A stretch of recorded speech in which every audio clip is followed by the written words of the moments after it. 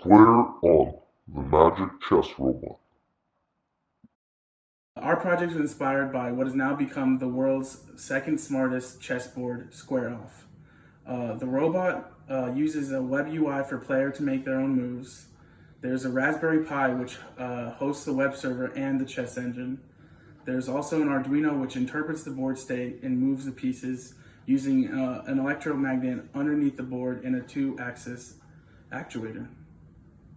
Square-On mechanically is a Core XY robot with a nearly all wooden construction. As you can see in the block diagram, the main controller of the peripherals is the Arduino. It is attached to our stepper drivers, which each control one stepper. The Arduino is also attached to a mechanical relay which controls the electromagnet. And then we have two end-stop switches which are used to zero the robot when it boots up. All of this is powered by that beefy 12-volt power supply shown in the photograph. We have a Raspberry Pi which connects to the Arduino over a USB cable with serial. And then we ideally would have used a 12 volts to 5 volts switching regulator to power the Raspberry Pi, but we didn't have that at hand.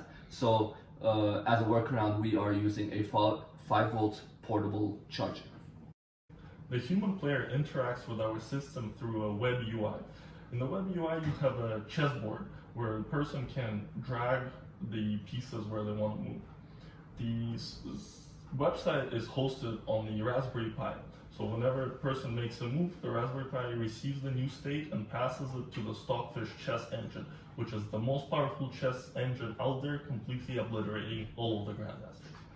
Once the Stockfish makes its move, it gets reflected in the web UI, and the new board state gets passed over serial to the Arduino.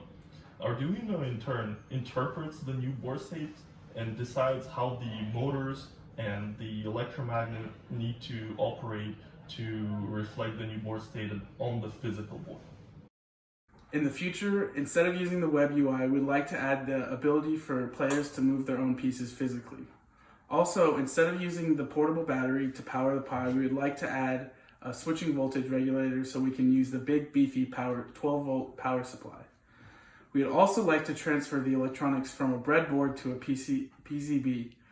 And finally, we would like to add voice-controlled player movements so people can feel like wizards when they're playing chess.